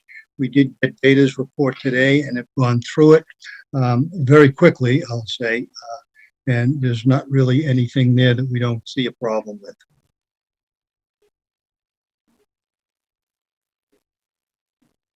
I'll unmute myself. Thanks, George. Appreciate the update. And I want to get to staff comments in a minute here. But where are you with regards to Concom approval? And just asking, given some reasonable wetland disturbance and reclamation, where are you in the Concom process? As I indicated, we have the wetlands consultant, Goddard, contacted me today. They are getting ready to file the plans, and I think will be this week or next. Okay. I will also say that we've talked with John Westling and Mr. Cardy relative to extending water from the tennis court down to this site. We've done a survey of the street and submitted that to them, and we are in discussions with them on that. Okay.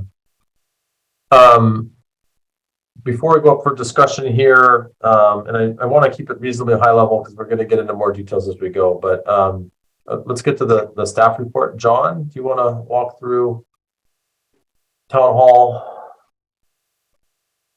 comments? Yeah, so not a ton of comments here. I think they're going to have the trickiest time going before Concom just because they're close to the wetland area.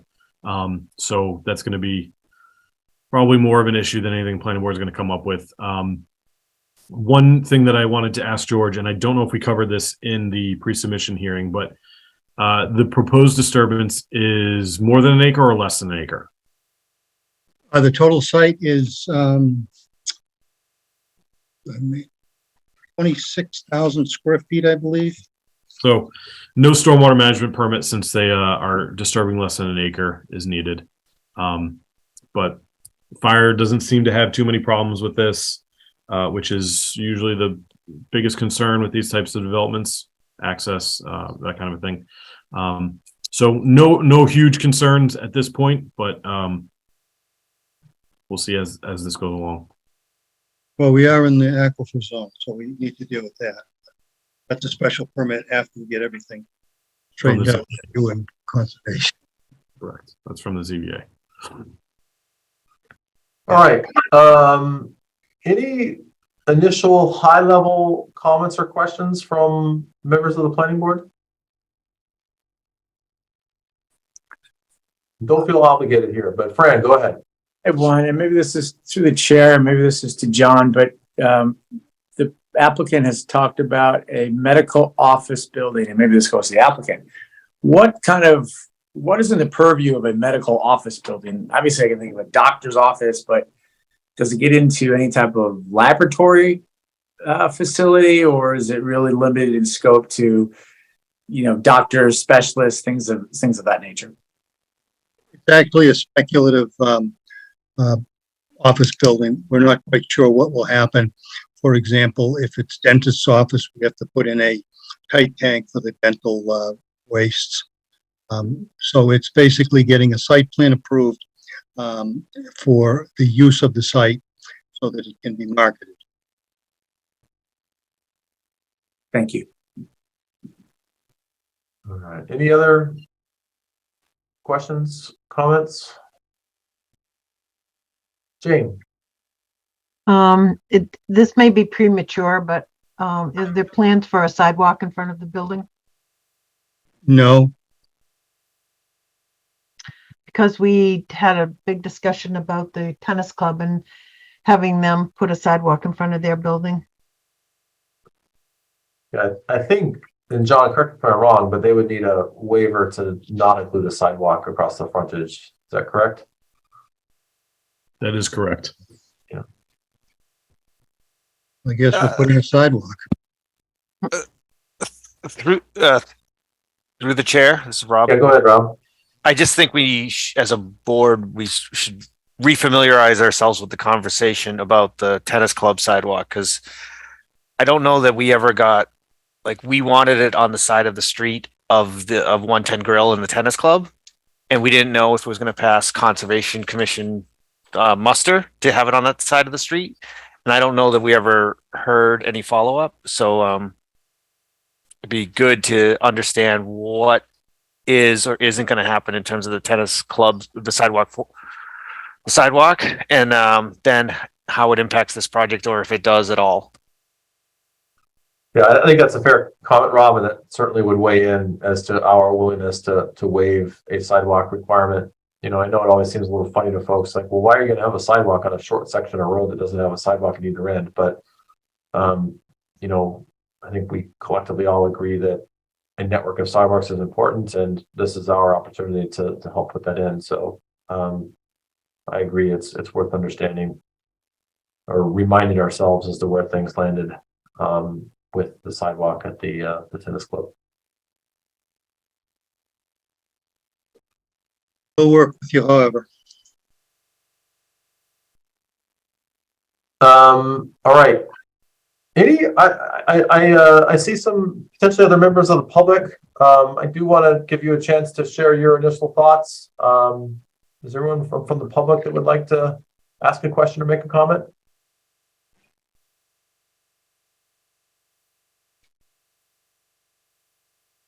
No? Okay. Fran, you have something else? Gary, just one follow up, and I don't know if it came up and I might have missed it, just in terms of the total number of parking spots and potential cars. And then the applicant said that one of the things we may want to look at is the traffic impact there at the light. I think that's a fair area of discussion, just given some of the volume that occurs at peak hours, and what that impact would be. I think that's, again, something that we should collectively as a group. I think it's on the agenda or the outline, but it's an area of focus. How do you guys feel about a sidewalk here? I'm all for it. Yep. All right. So George, we normally do sidewalks on Saturday mornings. Yep.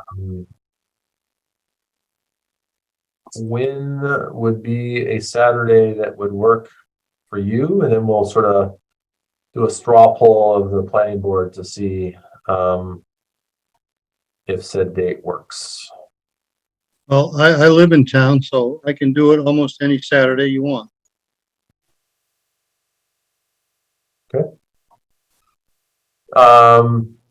Planning board members, to be honest, as I look at the calendar, I'm going to guess that probably this Saturday, the 11th, would be better than either the 18th or 25th, which border school vacation week. How do folks feel about a site walk this Saturday, the 11th? I'm good. Good by me. I see mostly thumbs up. So, all right, maybe we plan for 9 a.m. this Saturday. 9 a.m. is, I'm gonna ask Doug if we could park at, Mr. The neighbor there, the, car repair. Okay. See if he can set that up for us, because there's literally not much, available parking on the street.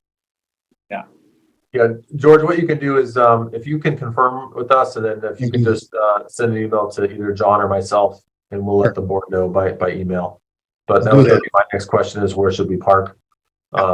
There's not exactly the most walkable section of street, so it'd be great if we could park next door. Yeah, I'll see if we can do that. Doug will help. Okay, anything else? Continue to when? Well, I think we should be able to continue to February 27th. Sounds okay to us. We'll get the responses to Beta by the end of the week, I believe.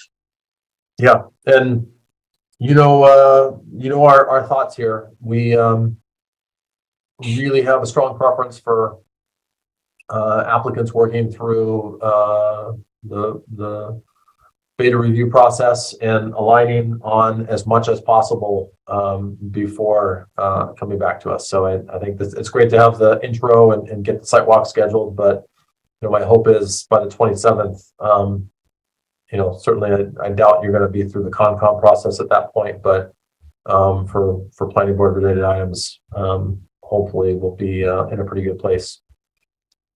Okay, thank you. All right. So on that note, I will entertain a motion to continue this hearing to February 27th. So moved. Mary Larson Marlowe. Second, Ron Prefer. Assuming no further discussion, Mary, how do you vote? Yes. Rob? Rob Benson, yes. Fran? Yes. Jane? Yes. Ron? Yes. Elise? Yes. Paul? Yes. Matthew? Yes. And Gary is a yes. So George, we'll see you on Saturday. Yeah, hopefully it seems like this one should be relatively straightforward, but always helpful to see it firsthand. So Yeah, okay, thank you very much. Good night. thank you. All right. And on that note, we do not have minutes from January 9th. But I'm sure we will next. Stephanie is always really good about these, but she was on vacation last week, which I think is a pretty good excuse to not have minutes for us. So I will entertain a motion to adjourn. So moved. Mary Larson Marlowe. Second, Ron Prefer. Assuming no further discussion, Mary, how do you vote? Yes. Rob? Rob Benson, yes. Fran? Yes. Jane? Yes. Ron? Yes. Elise? Yes. Paul? Yes. Matthew?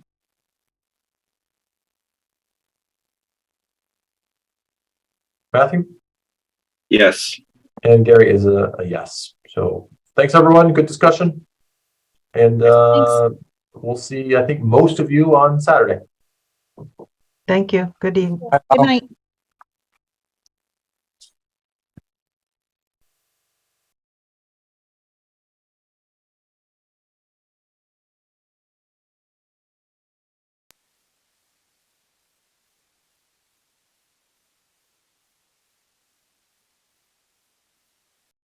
Well,